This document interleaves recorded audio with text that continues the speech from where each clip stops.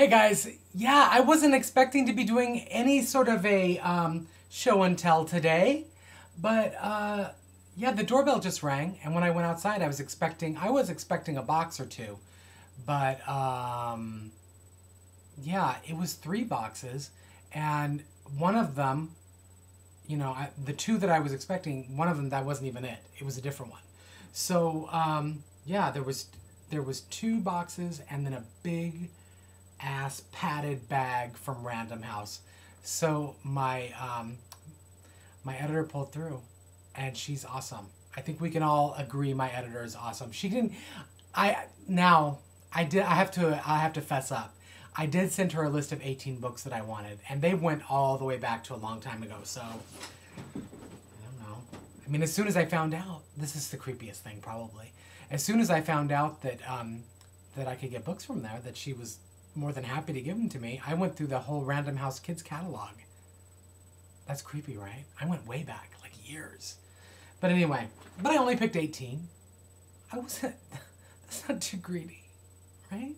Actually from the other box, the one that I ordered. We started doing a Harry Potter film festival just at home, but we ran out. I only had through the 4th movie, so I needed to order at least, Order of the Phoenix and Half-Blood Prince, because I wasn't about to pay, the $25 they want for the first half of the 7th movie. I think I'm gonna wait. I think I'm gonna wait so that I can get like a box set of Deathly Hallows 1 and 2 like together on Blu-ray. I think that would be cool. Anyway, so I got that, and along with that, I could not resist getting this, and I have a reason behind it. It's James St. James's Freak Show, and this is James St. James right here. So he's quite a character in his own right. He's very much comes from that New York club kid scene. And if you've seen the movie Party Monster, he was played by Seth Green in that. I'm not mistaken. Possibly. I could just be making that up entirely.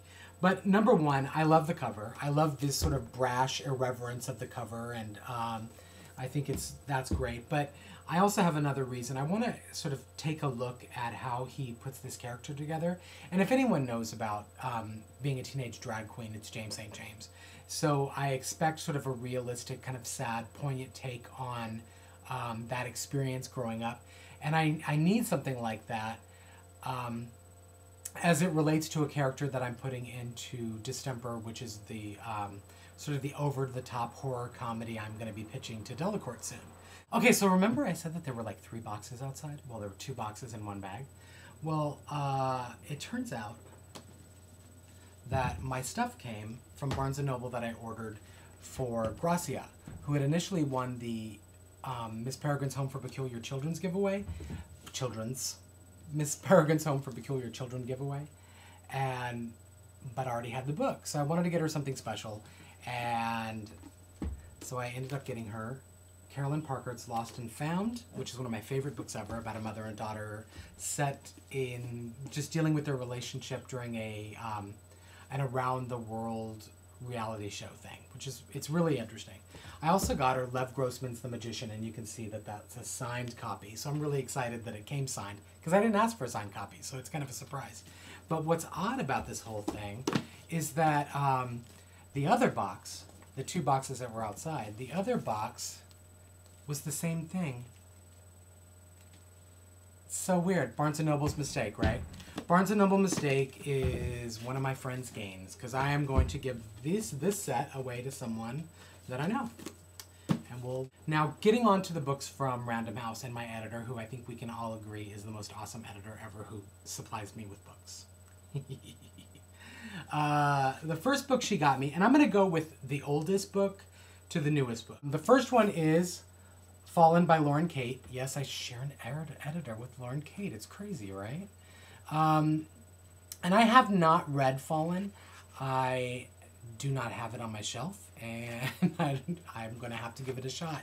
I did remember trying it a while back and just didn't get into it. However, that was the audiobook, and sometimes I'm not happy at all with the audiobook translation. So I am definitely going to give Fallen a shot. One of my favorite books ever of all time in YA. A.S. King's Please Ignore Vera Deeds. I did not have a physical copy of this. I have it on my Nook, But yeah, I was just really excited to get this and will not loan it out to anyone ever, ever. I got an advanced reader's copy of the Emerald Atlas, so I've been asking people about what they think of it, and now I guess I'm going to figure it out myself. Also, really exciting because I did not even think about the fact that this fits into my horror book list. I got Tighter by Adele Griffin, and this is apparently a horror novel about something or other. I think it came out in May. So, I mean, it's like ghosts on an island. The next one, which I believe kind of has a horror element to it, so it might actually fit, is Sonia Gensler's The Revenant.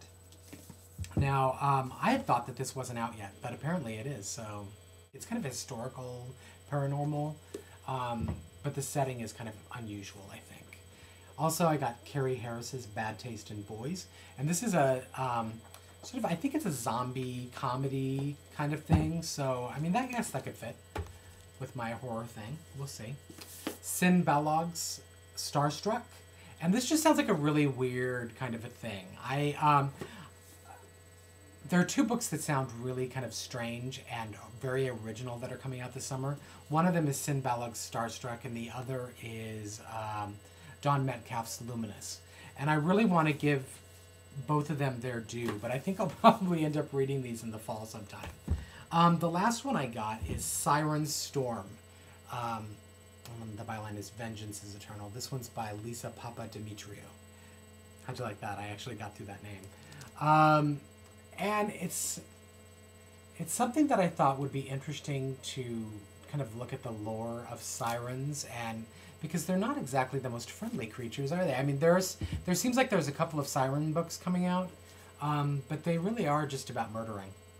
And I want to see how true to that lore the authors are going to keep it, particularly YA authors. So that's what I got. It was actually in my mailbox. I could call it that, but I'm not going to, because I'm just not likely to change the title after I've already written it in, am I? Anyway, that's it. That's a lot of books. I'm excited. I'm excited by the note which said that she was going to get all the other ones, hunt them down. I'm super excited.